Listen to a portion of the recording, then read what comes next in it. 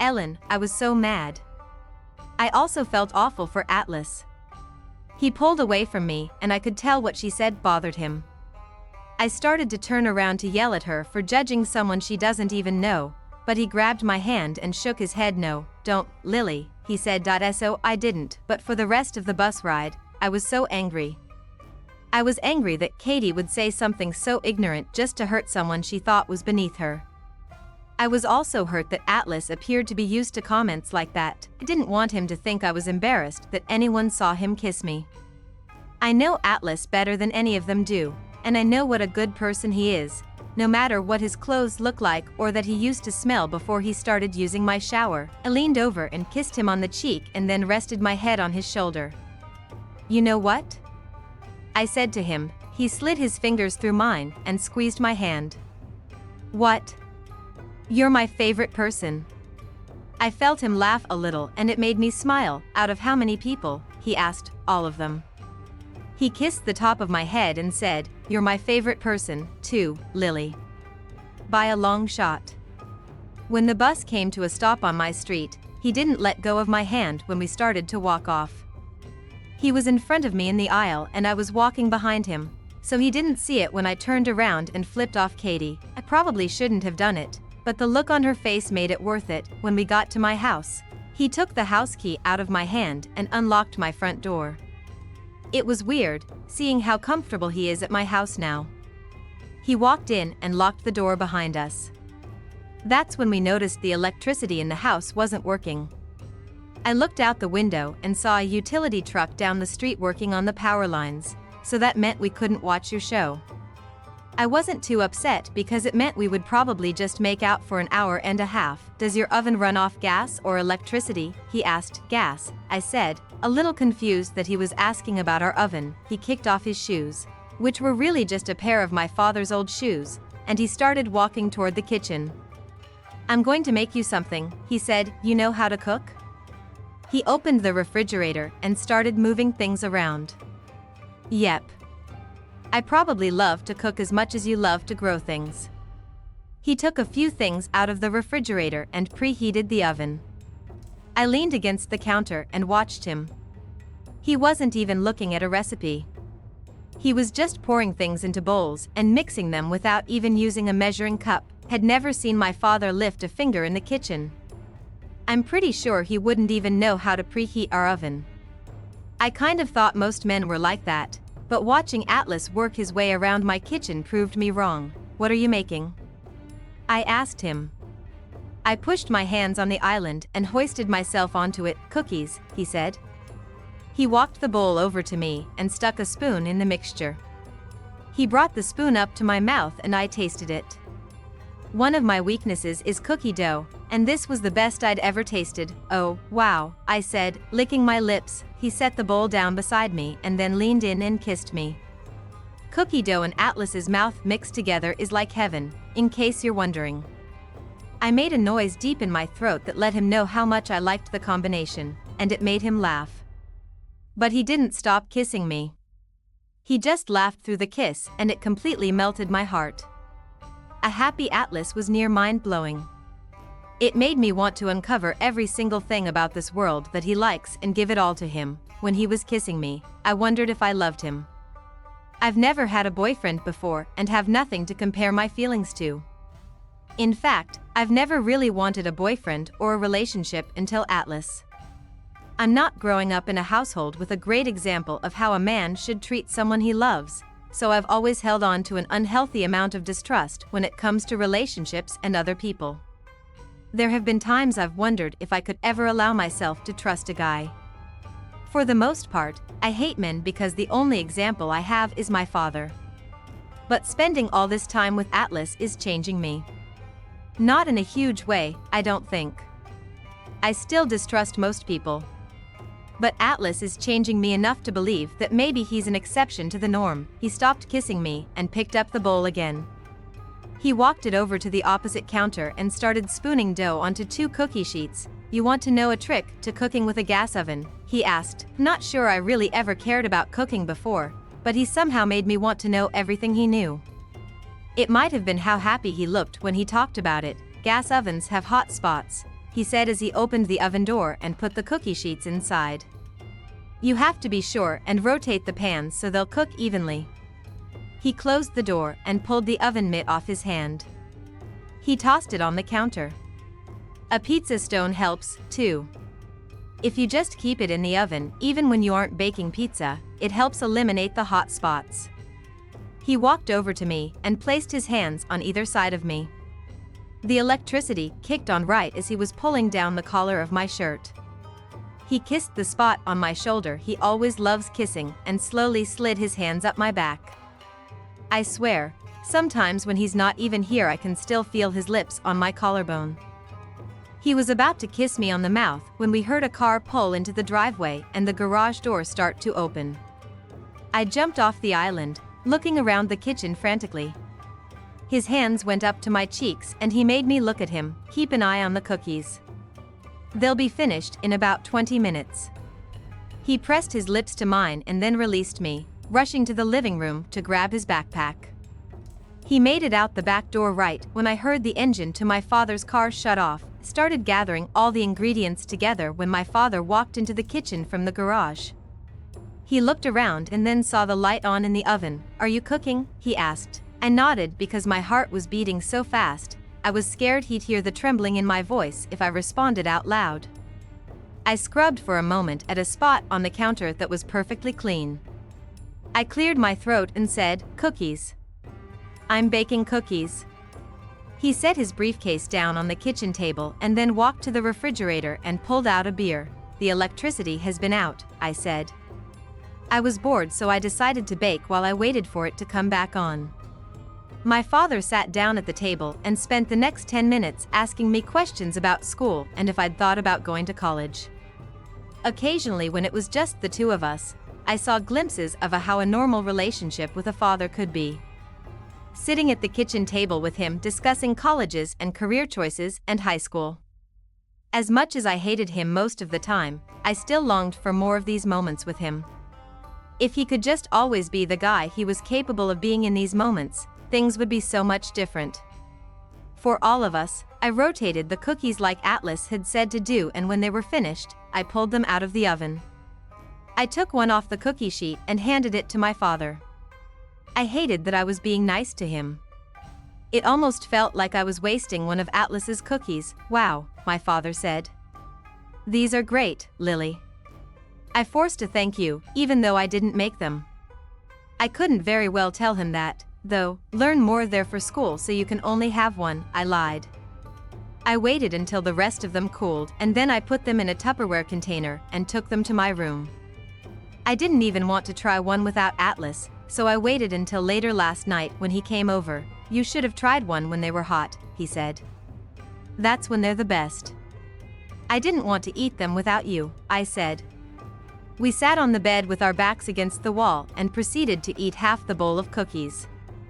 I told him they were delicious, but failed to tell him they were by far the greatest cookies I'd ever eaten. I didn't want to inflate his ego. I kind of liked how humble he was. I tried to grab at another one, but he pulled the bowl away and put the lid back on it. If you eat too many, you'll make yourself sick and you won't like my cookies anymore. I laughed. Impossible. He took a drink of water and then stood up, facing the bed. I made you something, he said, reaching into his pocket. More cookies? I asked. He smiled and shook his head, then held out a fist. I lifted my hand and he dropped something hard in the palm of my hand. It was a small, flat outline of a heart, about 2 inches long, carved out of wood. I rubbed my thumb over it, trying not to smile too big. It wasn't an anatomically correct heart, but it also didn't look like the hand-drawn hearts. It was uneven and hollow in the middle. You made this? I asked, looking up at him. He nodded. I carved it with an old whittling knife I found at the house. The ends of the heart weren't connected. They just curved in a little, leaving a little space at the top of the heart. I didn't even know what to say. I felt him sit back down on the bed, but I couldn't stop looking at it long enough to even thank him. I carved it out of a branch, he said, whispering. From the oak tree in your backyard. I swear, Ellen. I never thought I could love something so much. Or maybe what I was feeling wasn't for the gift, but for him. I closed my fist around the heart and then leaned over and kissed him so hard, he fell back onto the bed. I threw my leg over him and straddled him, and he grabbed my waist and grinned against my mouth. "I'm gonna carve you a damn house out of that oak tree if this is the reward I get," he whispered. I laughed. "You have to stop being so perfect," I told him. "You're already my favorite person, but now you're making it really unfair to all the other humans, because no one will ever be able to catch up to you." He brought his hand to the back of my head and rolled me until I was on my back and he was the one on top. "Then my plan is working," he said, right before kissing me again. I held on to the heart while we kissed, wanting to believe it was a gift for no reason at all. But part of me was scared it was a gift to remember him by when he leaves for Boston. Didn't want to remember him. If I had to remember him, it would mean he wasn't a part of my life anymore. I don't want him to move to Boston, Ellen. I know that's selfish of me because he can't keep living in that house. I don't know what I'm more afraid might happen. Watching him leave or selfishly begging him not to go. I know we need to talk about it. I'll ask him about Boston tonight when he comes over. I just didn't want to ask him last night because it was a really perfect day. Lily dear Ellen, just keep swimming. Just keep swimming, he's moving to Boston. I don't really feel like talking about it. Lily dear Ellen, this is going to be a big one for my mother to hide, and why father is usually pretty cognizant of hitting her where it won't leave a visible bruise. The last thing he probably wants is for people in the town to know what he does to her. I've seen him kick her a few times, choke her, hit her on the back and the stomach, pull her hair. The few times he's hit her on the face, it's always just been a slap, so the marks wouldn't stay for long. But never have I seen him do what he did last night. He was really late when they got home. It was a weekend, so he and my mom went to some community function. My father has a real estate company, and he's also the town mayor, so they have to do things in the public a lot like go to charity dinners. Which is ironic, since my father hates charities. But I guess he has to save face. Atlas was already in my room when they got home. I could hear them fighting as soon as they walked through the front door. A lot of the conversation was muffled, but for the most part, it sounded like my father was accusing her of flirting with some man. Now I know my mother, Ellen. She would never do something like that. If anything, a guy probably looked at her and it made my father jealous. My mother is really beautiful. I heard him call her a whore, and then I heard the first blow. I started to climb out of my bed, but Atlas pulled me back and told me not to go in there, that I might get hurt. I told him it actually helps sometimes. That when I go in there, my father backs off. Atlas tried to talk me out of it, but finally I got up and went out into the living room. Ellen, he was on top of her, they were on the couch and he had his hand around her throat, but his other hand was pulling up her dress. She was trying to fight him off and I just stood there, frozen. She kept begging him to get off her, and then he hit her right across the face and told her to shut up. I'll never forget his words when he said, "You want attention? I'll give you some fucking attention." And that's when she got real still and stopped fighting him. I heard her crying, and then she said, "Please be quiet. Lily is here." She said, "Please be quiet. Please be quiet while you rape me, dear Ellen." I didn't know one human was capable of feeling so much hate inside one heart. And I'm not even talking about my father. I'm talking about me. I walked straight to the kitchen and I opened a drawer. I grabbed the biggest knife I could find and I don't know how to explain it. It was like I wasn't even in my own body. I could see myself walking across the kitchen with the knife in my hand, and I knew I wasn't going to use it. I just wanted something bigger than myself that could scare him away from her. But right before I made it out of the kitchen, two arms went around my waist and picked me up from behind. I dropped the knife, and my father didn't hear it, but my mother did. We locked eyes as Atlas carried me back to my bedroom. When we were back inside my room, I just started hitting him in the chest, trying to get back out there to her. I was crying and doing everything I could to get him out of my way, but he wouldn't move. He just wrapped his arms around me and said, "Lily, calm down." He kept saying it over and over, and he held me there for a long time until I accepted that he wasn't gonna let me go back out there. He wasn't gonna let me have that knife. He walked over to the bed and grabbed his jacket and started putting on his shoes. "We'll go next door," he said. "We'll call the police." The police. My mother had warned me not to call the police in the past. She said it could jeopardize my father's career. But in all honesty, I didn't care at that point. I didn't care that he was the mayor or that everyone who loved him didn't know the awful side of him. The only thing I cared about was helping my mother, so I pulled on my jacket and went to the closet for a pair of shoes. When I stepped out of my closet, Atlas was staring at my bedroom door. It was opening. My mother stepped inside and quickly shut it, locking it behind her. I'll never forget what she looked like. She had blood coming down from her lip. Her eye was already starting to swell, and she had a clump of hair just resting on her shoulder. She looked at Atlas and then me. I didn't even take a moment to feel scared that she caught me in my room with a boy. I didn't care about that. I was just worried about her. I walked over to her and grabbed her hands and walked her to my bed. I brushed the hair off her shoulder and then from her forehead. "He's gonna go call the police, Mom. Okay?" Her eyes grew real wide and she started shaking her head. "No," she said. She looked over at Atlas and said, "You can't." "No." He was already at the window about to leave, so he stopped and looked at me. "He's drunk, Lily," she said. "He heard your door shut, so he went to our bedroom." He stopped. "If you call the police, it'll just make it worse, believe me. Just let him sleep it off, it'll be better tomorrow." I shook my head and could feel the tears stinging my eyes. "Mom, he was trying to rape you." She ducked her head and winced when I said that. She shook her head again and said, "It's not like that, Lily. We're married, and sometimes marriage is just, you're too young to understand it." It got really quiet for a minute, and then I said, "I hope to hell I never do." That's when she started to cry. She just held her head in her hands and she started to sob, and all I could do was wrap my arms around her and cry with her.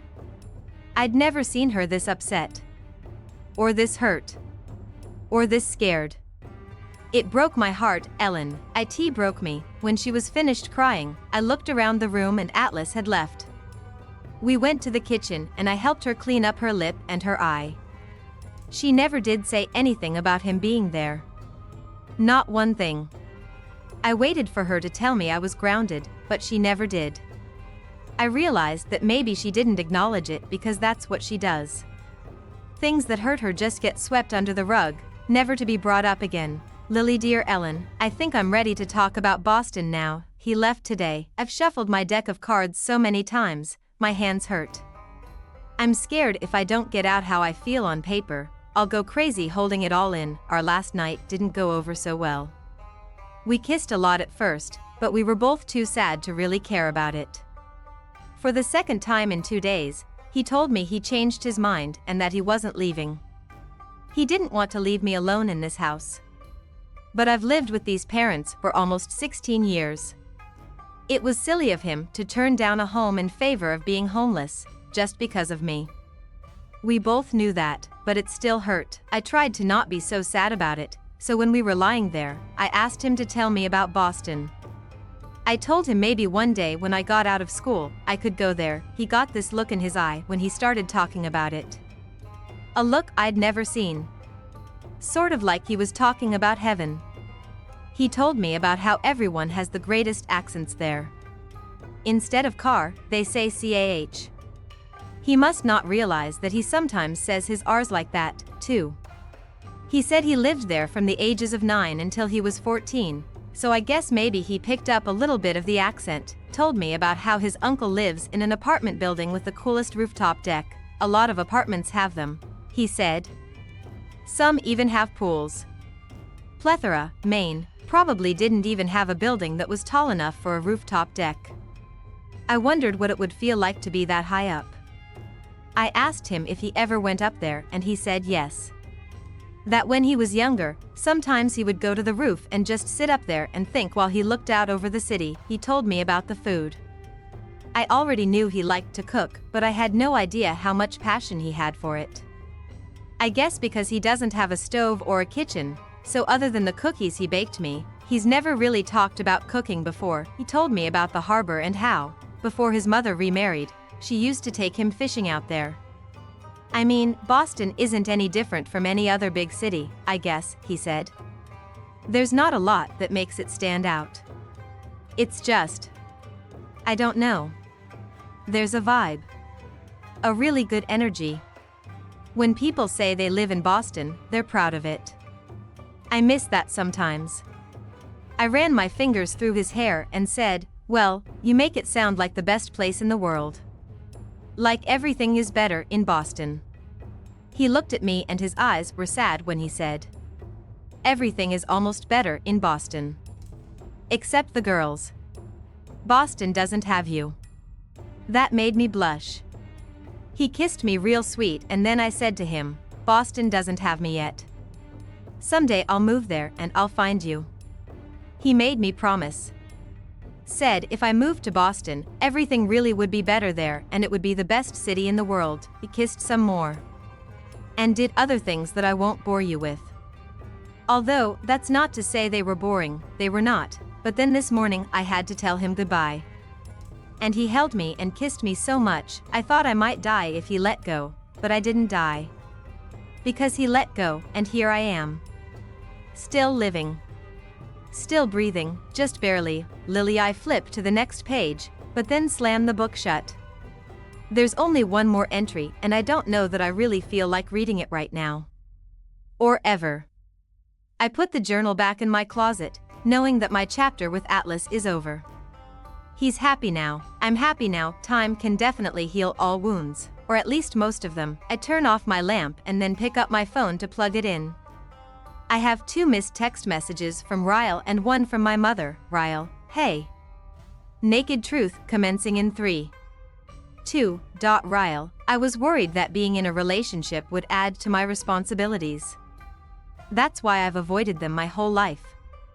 I already have enough on my plate, and seeing the stress my parents' marriage seemed to cause them, and the failed marriages of some of my friends, I wanted no part in something like that. But after tonight, I realized that maybe a lot of people are just doing it wrong. Because what's happening between us doesn't feel like a responsibility. It feels like a reward. And I'll fall asleep wondering what I did to deserve it. I pull my phone to my chest and smile. Then I screenshot the text because I'm keeping it forever. I open up the 3rd text message. Mom, a doctor, Lily? And your own business? I want to be you when I grow up. I screenshot that one, 2, chapter 12-inch. What are you doing to those poor flowers? Alyssa asks from behind me. I clamp another silver washer closed and slide it down the stem. Steampunk. We both stand back and admire the bouquet. At least. I hope she's looking at it with admiration. It turned out better than I thought it would. I used florist dip dye to turn some white roses a deep purple. Then I decorated the stems with different steampunk elements, like tiny metal washers and gears, and even superglued a small clock to the brown leather strap that's holding the bouquet together. Steampunk? It's a trend. Kind of a subgenre of fiction, but it's catching on in other areas. Art. Music. I turn around and smile, holding up the bouquet. And now, flowers. Alyssa takes the flowers from me and holds them up in front of her. They're so weird. I love them so much. She hugs them. Can I have them? I pull them away from her. No, they're our grand opening display. Not for sale. I take the flowers from her and grab the vase I made yesterday. I found a pair of old button-up women's boots at a flea market last week.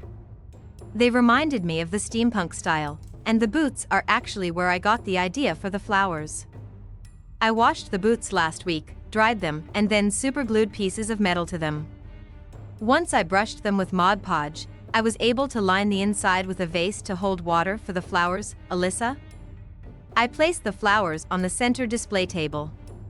I'm pretty sure this is exactly what I was supposed to do with my life. Steampunk, she asks. I laugh and spin around. Create, I say. And then I flip the sign to open. 15 minutes early, we both spend the day busier than we thought we'd be. Between phone orders, internet orders, and walk-ins, neither of us even has time to take a lunch break. You need more employees, Alyssa says as she passes me, holding 2 bouquets of flowers.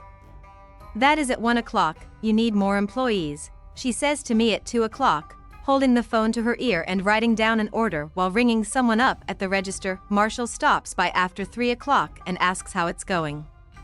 Alyssa says she needs more employees.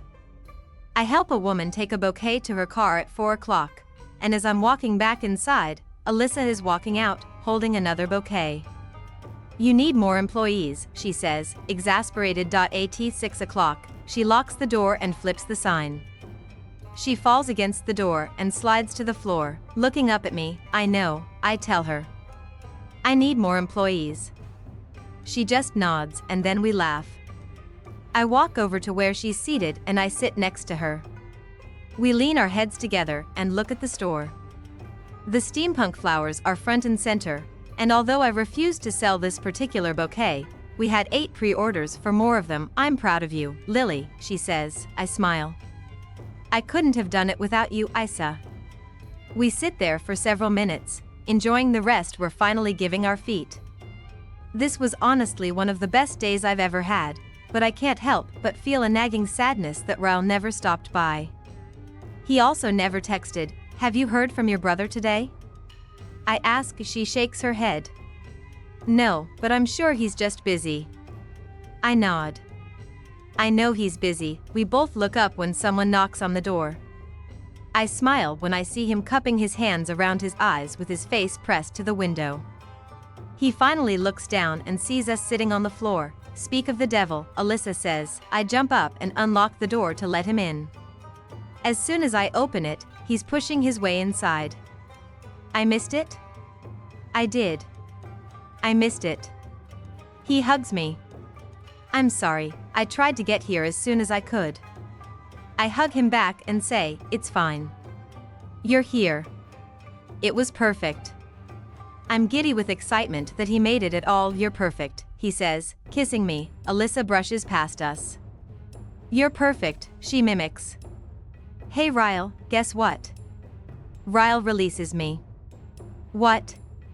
Alyssa grabs the trash can and drops it on the counter. Lily needs to hire more employees. I laugh at her constant repetition. Ryle squeezes my hand and says, sounds like business was good. I shrug. I can't complain. I mean, I'm no brain surgeon, but I'm pretty good at what I do. Ryle laughs. You guys need any help cleaning up? Alyssa and I put him to work, helping us clean up after the big day. We get everything finished and prepped for tomorrow, and then Marshall arrives just as we're finishing up. He's carrying a bag when he walks inside and drops it on the counter. He begins to pull out huge lumps of some kind of material and tosses them at each of us. I catch mine and unfold it. It's a onesie with kittens all over it. Bruins game. Free beer. Suit up, team. Alyssa groans and says, Marshall, you made $6 million this year. Do we really need free beer? He shoves a finger against her lips, pushing them in opposite directions. Shoo. Don't speak like a rich girl, Essa. Blasphemy. She laughs and Marshall grabs the onesie out of her hand. He unzips it and helps her into it.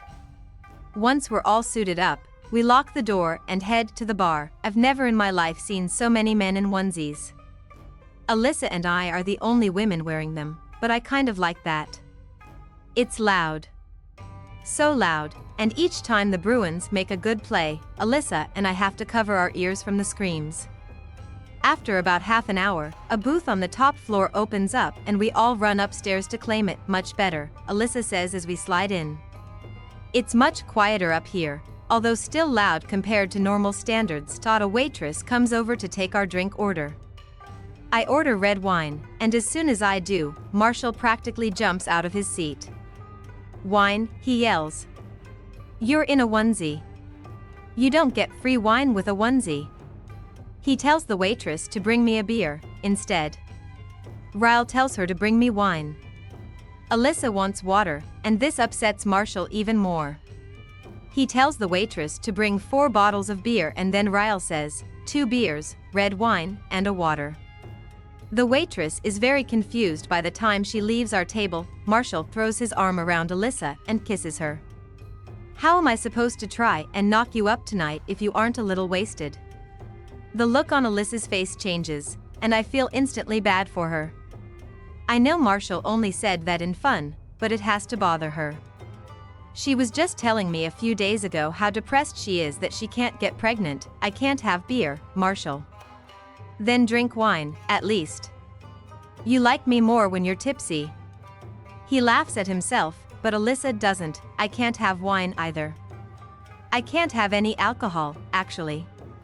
Marshall stops laughing. My heart does a flip-flop. Marshall turns in the booth and grabs her shoulders, making her face him straight on.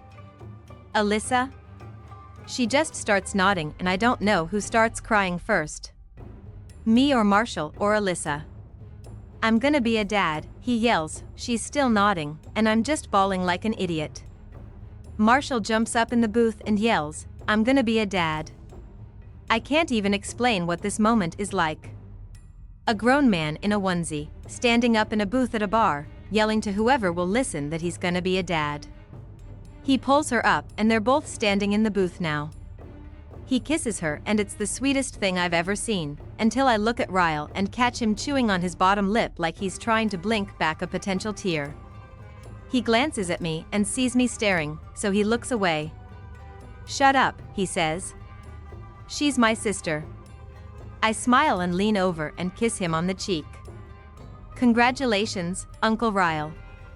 Once the parents-to-be stop making out in the booth, Ryle and I both stand up and congratulate them. Alyssa said she's been feeling sick for a while, but just took a test this morning before our grand opening. She was going to wait and tell Marshall tonight when they got home, but she couldn't hold it in for another second. Our drinks come and we order food. Once the waitress walks away, I look at Marshall. How did you two meet? He says, Alyssa tells the story better than I do. Alyssa perks up and leans forward. I hated him, she says. He was Ryle's best friend and he was always at the house. I thought he was so annoying. He had just moved to Ohio from Boston and he had that Boston accent. He thought it made him so cool, but I just wanted to slap him every time he spoke.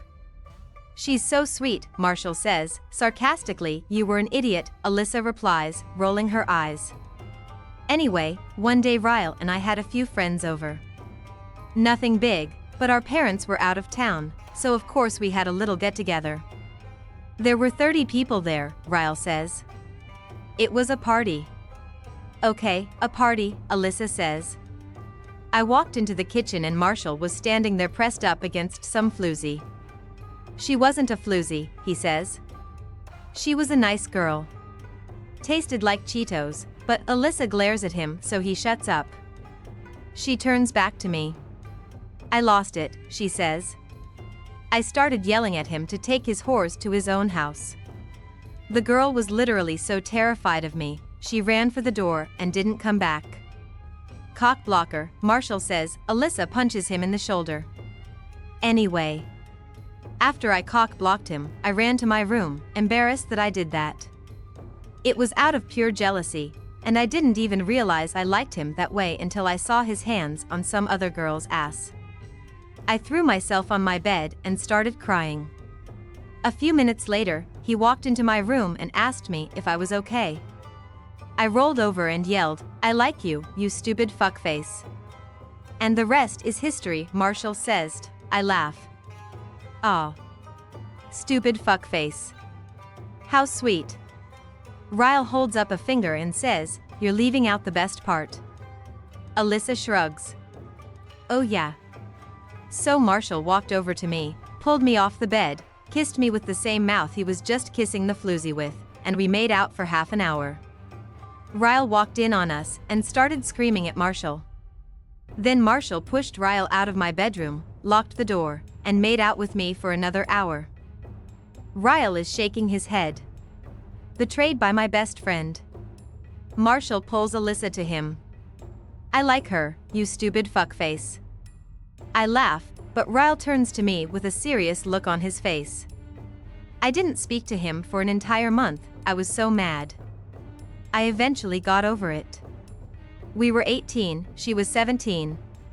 Wasn't much I could do in the way of keeping them apart. Wow, I say. I sometimes forget how close in age you two are. Alyssa smiles and says, 3 kids in 3 years. I feel so sorry for my parents. The table grows quiet.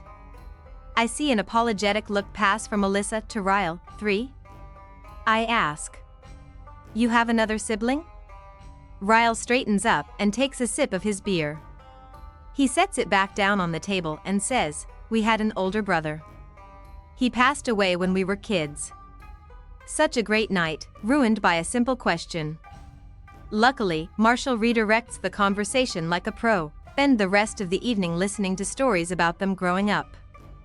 I'm not sure I've ever laughed as hard as I have tonight. When the game is over, we all walk back to the shop to retrieve our cars.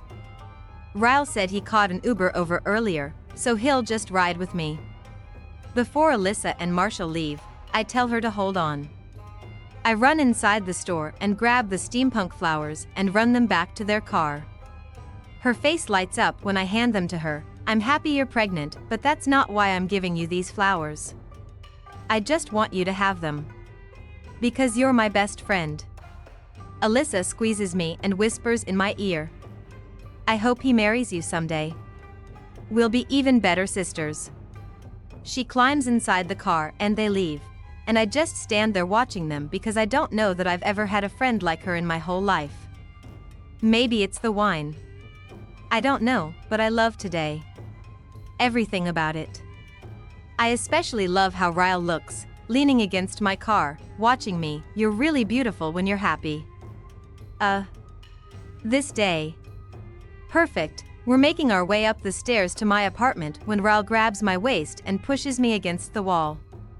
He just starts kissing me, right there in the stairwell, impatient, I mutter. He laughs and cups my ass with both of his hands. Nope. It's this onesie. You really should consider making this your business attire. He kisses me again and doesn't stop kissing me until someone passes us. Heading down the stairs, the guy mumbles, nice onesies, as he squeezes past us. Did the Bruins win? Ryle nods. 3-1, he responds, without looking up at the guy. Nice, the guy says. Once he's gone, I step away from Ryle. What is this onesie thing? Does every male in Boston know about this? He laughs and says, free beer, Lily. It's free beer. He pulls me up the stairs, and when we walk in the door, Lucy is standing at the kitchen table taping up a box of her stuff. There's another box she hasn't taped up yet, and I could swear I see a bowl that I bought at HomeGoods sticking out of the top. She said she'd have all her stuff out by next week, but I have a feeling she'll conveniently have some of my stuff out, too. Who are you? She asks, looking Ryle up and down. Ryle Kincaid. I'm Lily's boyfriend. Lily's boyfriend, did you hear that? Boyfriend, it's the first time he's confirmed it, and he said it so confidently. My boyfriend, huh? I walk into the kitchen and grab a bottle of wine and 2 wine glasses. Ryle comes up behind me as I'm pouring the wine and snakes his arms around my waist. Yep. Your boyfriend. I hand him a glass of wine and say, so I'm a girlfriend? He holds up his glass and clinks it against mine. To the end of trial runs and the beginning of sure things. We're both smiling as we take a drink of our wine. Lucy stacks the boxes together and walks toward the front door. Looks like I got out right in time, she says. The door closes behind her and Ryle raises an eyebrow. I don't think your roommate likes me very much. You'd be surprised. I didn't think she liked me either, but yesterday she asked me to be a bridesmaid in her wedding. I think she's just hoping for free flowers, though. She's very opportunistic. Ryle laughs and leans against the refrigerator. His eyes fall to a magnet that says Boston on it. He pulls it off the refrigerator and raises an eyebrow. You'll never get out of Boston purgatory if you keep souvenirs of Boston on your fridge like a tourist. I laugh and grab the magnet, slapping it back on the fridge. I like that he remembers so much about the first night we met. It was a gift. It only counts as touristy if I bought it myself. He steps over to me and takes my glass of wine from my hands. He sets both of our glasses on the countertop, and then leans in and gives me a deep, passionate, drunken kiss. I can taste the tart fruitiness of the wine on his tongue, and I like it. His hands go to the zipper on my onesie. Let's get you out of these clothes. He pulls me toward the bedroom, kissing me while we both struggle out of our clothes. By the time we make it to my bedroom, I'm down to my bra and panties. He shoves me against the door, and I gasp at the unexpectedness of it. "Don't move," he says. He presses his lips to my chest, then begins to kiss me slowly as he makes his way down my body. Oh, Lord. Can this day seriously get any better? I run my hands through his hair, but he grabs my wrists and presses them against the door. He climbs back up my body, squeezing my wrists tightly. He raises an eyebrow in warning. I said, "Don't move." I try not to smile, but it's hard to disguise. He drags his mouth back down my body. He slowly lowers my panties to my ankles, but he told me not to move, so I don't kick them off. His mouth slides up my thigh until, yeah, best day ever. Chapter 13. Ryle, are you at home or still at work? Amy, work. Should be done in about an hour. Ryle, can I come see you? Amy, you know how people say there is no such thing as a stupid question? They're wrong. That was a stupid question, Ryle. Half an hour later, he's knocking at the front door of the floral shop. I closed the shop almost 3 hours ago, but I'm still here, trying to get caught up on the chaos that was the first month. The store is still too new to get an accurate projection of how well or how bad it's doing. Some days are great and some are so slow I send Alyssa home. But overall, I'm happy with how it's gone so far, and happy with how things are going with Ryle. I unlock the door to let him in. He's in light blue scrubs again, and he still has a stethoscope around his neck. Fresh from work. Very nice touch.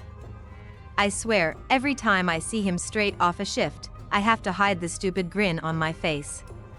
I give him a quick kiss and then turn back toward my office. I have a few things to finish up and then we can go back to my place. He follows me into my office and closes the door. You got a couch? He asks, looking around my office. I've spent some of this week putting the finishing touches on it. I bought a couple of lamps so I don't have to turn on the overpowering fluorescent lights. The lamps give the room a soft glow. I also bought a few plants to keep here permanently. It's no garden, but it's as close as it gets. It's come a long way since this room was being used as storage for vegetable crates. Ryle walks over to the couch and falls down onto it, face first. Take your time, he mumbles into the pillow. I'll just nap until you're finished. I sometimes worry about how hard he pushes himself with work, but I don't say anything. I've been sitting in my office going on 12 hours now, so I don't have much room to talk when it comes to being too ambitious. Spend the next 15 or so minutes finalizing orders. When I'm finished, I close my laptop and look over at Ryle. I thought he'd be asleep, but instead he's on his side with his head propped up on his hand. He's been watching me this whole time, and seeing the smile on his face makes me blush. I push my chair back and stand up. Lily, I think I like you too much, he says as I make my way over to him. I scrunch up my nose as he sits up on the couch and pulls me onto his lap. Too much? That doesn't sound like a compliment. That's because I don't know if it is, he says. He adjusts my legs on either side of him and then wraps his arms around my waist. This is my first real relationship. I don't know if I'm supposed to like you this much yet. I don't want to scare you away. I laugh. Like that could ever happen. You work way too much to smother me. He rubs his hands up my back. Does it bother you that I work too much? I shake my head. No. I worry about you sometimes because I don't want you to burn yourself out. But I don't mind that I have to share you with your passion. I actually really like how ambitious you are. It's kind of sexy. It might even be my favorite thing about you. You know what I like the most about you? I already know this answer, I say, smiling. My mouth. He leans his head back against the couch. Oh yeah. That does come first. But do you know what my second favorite thing about you is? I shake my head. You don't put pressure on me to be something I'm incapable of being. You accept me exactly how I am. I smile. Well, in all fairness, you're a little different from when I first met you. You aren't so anti-girlfriend anymore. That's because you make it easy, he says, sliding a hand inside the back of my shirt. It's easy being with you. I can still have the career I've always wanted, but you make it 10 times better with the way you support me. When I'm with you, I feel like I get to have my cake and eat it, too. Now both of his hands are beneath my shirt, pressed against my back. He pulls me toward him and kisses me. I grin against his mouth and whisper, "Is it the best cake you've ever tasted?" One of his hands moves to the back of my bra and he unfastens it with ease. I'm pretty sure, but maybe I need another taste of it to be positive. He pulls my shirt and bra over my head. I begin to push myself off of him so I can pull off my jeans, but he pulls me back onto his lap. He grabs his stethoscope and puts it in his ears, then presses the diaphragm against my chest, right over my heart. What's got your heart so worked up, Lily? I shrug innocently. It might have a little to do with you, Dr. Kincaid. He drops the end of the stethoscope and then lifts me off of him, pushing me back onto the couch. He spreads my legs and kneels down on the couch between them, placing the stethoscope against my chest again. He uses his other hand to hold himself up as he continues listening to my heart. I'd say you're at about 90 beats per minute, he says. Is that good or bad? He grins and lowers himself on top of me. I'll be satisfied when it reaches 140. Yeah. If it reaches 140, I'm thinking I'll be satisfied, too. He lowers his mouth to my chest and my eyes fall shut when I feel his tongue slide across my breast. He takes me in his mouth, keeping the stethoscope pressed against my chest the entire time. You're at about 100 now, he says. He wraps the stethoscope around his neck again and then pulls back, unbuttoning my jeans. Once he slides them off of me, he turns me over until I'm on my stomach, my arms draped over the arm of the couch. Get on your knees, he says. I do what he says, and before I'm even adjusted, I feel the cold metal of the stethoscope meet my chest again, this time with his arms snaked around me from behind. I remain still as he listens to my heartbeat. His other hand slowly begins to find its way between my legs and then inside my panties and then inside of me.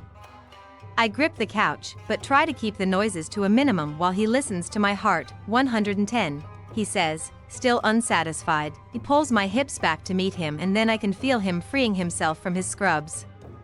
He grips my hip with one hand while shoving my panties aside with the other. Then he pushes forward until he's all the way inside of me. I'm grasping the couch with two desperate fists when he pauses to listen to my heart again. Lily, he says with mock disappointment.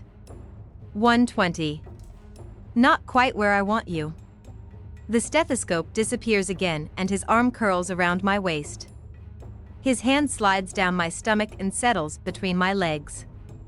I can no longer keep up with his rhythm. I can barely even stay on my knees. He's somehow holding me up with one hand and destroying me in the best possible way with his other hand.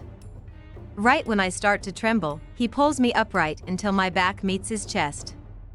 He's still inside me, but now he's focused on my heart again as he moves his stethoscope around to the front of my chest. I let out a moan and he presses his lips to my ear. Shoo. No noises. I have no idea how I make it through the next 30 seconds without making another sound. One of his arms is wrapped around me with the stethoscope pressed to my chest. His other arm is tight against my stomach as his hand continues its magic between my legs. He's still somehow deep inside me and I'm trying to move against him, but he's rock solid as the tremors begin to rush through me. My legs are shaking and my hands are at my sides, gripping the tops of his thighs as it takes every ounce of my strength not to scream out his name. I'm still shaking when he lifts my hand and places the diaphragm against my wrist. After several seconds, he pulls the stethoscope away and tosses it to the floor. 150, he says with satisfaction. He pulls out of me and flips me onto my back, and then his mouth is on mine and he's inside me again. My body is too weak to move and I can't even open my eyes and watch him. He thrusts against me several times and then holds still, groaning into my mouth. He drops on top of me, tense, yet shaking. He kisses my neck and then his lips meet the tattoo of the heart on my collarbone. He finally settles against my neck and sighs. Have I already mentioned tonight how much I like you? He asks. I laugh. Once or twice. Consider this the third time, he says. I like you. Everything about you, Lily. Being inside of you. Being outside of you. Being near you. I like it all. I smile, loving how his words feel against my skin. Inside my heart. I open my mouth to tell him I like him, too, but my voice is cut off by the sound of his phone. He groans against my neck and then pulls out of me and reaches for his phone. He pulls his scrubs back into place and laughs as he looks at his caller ID. It's my mother, he says, leaning over and kissing the top of my knee that's resting against the back of the couch. He tosses the phone aside and then stands and walks over to my desk, grabbing a box of tissues. This is always awkward, having to clean up after sex. But I can't say it's ever been this awkward before, knowing his mother is on the other end of that ring. Once all my clothes are back in place, he pulls me against him on the couch and I lie down on top of him, resting my head on his chest. It's after 10 now, and I'm so comfortable I debate just sleeping here for the night. Ryle's phone makes another noise, alerting him to a new voicemail. The thought of seeing him interact with his mother makes me smile. Alyssa talks about their parents some, but I've never really talked to Ryle about them before. Do you get along with your parents? His arm is stroking mine gently. Yeah, I do. They're good people. We hit a rough patch when I was a teenager, but we worked through it. I talk to my mother almost daily now. I fold my arms over his chest and rest my chin on them, looking up at him. Will you tell me more about your mother? Alyssa told me they moved to England a few years ago. And that they were in Australia on vacation, but that was like a month ago. He laughs. My mother? Well, my mother is very overbearing. Very judgmental, especially of the people she loves the most. She's never missed a single church service. And I have never heard her refer to my father as anything other than Dr. Kincaid. Despite the warnings, he smiles the whole time he talks about her. Your father is a doctor, too? He nods. Psychiatrist. He chose a field that also allowed him to have a normal life. Smart man. Do they ever visit you in Boston? Not really. My mother hates flying, so Alyssa and I fly to England a couple of times a year. She does want to meet you, though, so you might be going with us on the next trip. I grin. You've told your mother about me? Of course, he says. This is kind of a monumental thing, you know. Me having a girlfriend. She calls me every day to make sure I haven't screwed it up somehow. I laugh, which makes him reach for his phone. You think I'm kidding? I guarantee she somehow brought you up in the voicemail she just left. He presses a few keys and then begins to play the voicemail. Hey, sweetheart. It's your mom. Haven't spoken to you since yesterday. Miss you. Give Lily a hug for me. You do still see her, right? Alyssa says you can't stop talking about her. She is still your girlfriend, right? Okay. Gretchen's here, we're having high tea. Love you. Kiss kiss. I press my face against his chest and laugh. We've only been dating a few months. How much do you talk about me? He pulls my hand up between us and kisses it. Too much, Lily. Way too much. I smile. I can't wait to meet them. Not only did they raise an incredible daughter, but they made you. That's pretty impressive. His arms tighten around me, and he kisses the top of my head. What was your brother's name? I ask him. I can feel a slight stiffness in him after I ask that. I regret bringing it up, but it's too late to take it back, Emerson. I can tell by his voice that it's not something he wants to talk about right now. Instead of pressing it further, I lift my head and scoot forward, pressing my mouth to his. Should know better. Kisses can't seem to stop at just kisses when it comes to me and Ryle. In a matter of minutes, he's inside of me again, but this time it's everything the other time wasn't. This time we make love. Chapter 14. My phone rings. I pick it up to see who it is, and I'm a little taken aback. It's the first time Ryle has ever called me. We always just text. How odd to have a boyfriend for over 3 months that I've never once spoken to on the phone. Hello. Hey, girlfriend, he says. I smile cheesily at the sound of his voice. Hey, boyfriend. Guess what? What? I'm taking the day off tomorrow. Your floral shop doesn't open until 1 o'clock on Sundays. I'm on my way to your apartment with 2 bottles of wine. You want to have a sleepover with your boyfriend and have drunken sex all night and sleep until noon?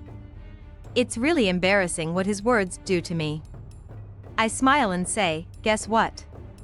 What? I'm cooking you dinner. And I'm wearing an apron.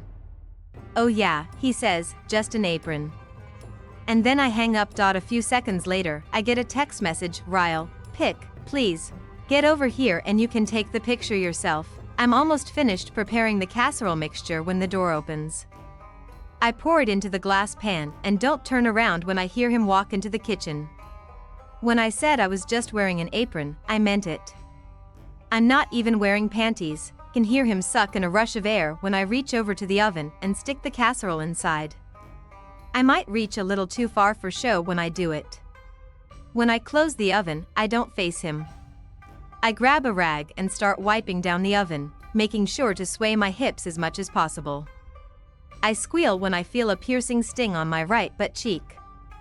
I spin around and Ryle is grinning, holding 2 bottles of wine. Did you just bite me? He gives me an innocent look. Don't tempt the scorpion if you don't want to get stung. He eyes me up and down while he opens one of the bottles. He holds it up before he pours us a glass and says, it's vintage. Vintage, I say with mock impression. What's the special occasion? He hands me a glass and says, I'm going to be an uncle. I have a smoking hot girlfriend. And I get to perform a very rare, possibly once-in-a-lifetime craniopagus separation on Monday. A crania what? He finishes off his glass of wine and pours himself another one. Craniopagus separation. Conjoined twins, he says. He points to a spot on the top of his head and taps it. Attached right here. We've been studying them since they were born. It's a very rare surgery. Very rare. For the first time, I think I'm genuinely turned on by him as a doctor. I mean, I admire his drive. I admire his dedication. But seeing how excited he is about what he's doing for a living is seriously sexy. How long do you think it'll take? I ask.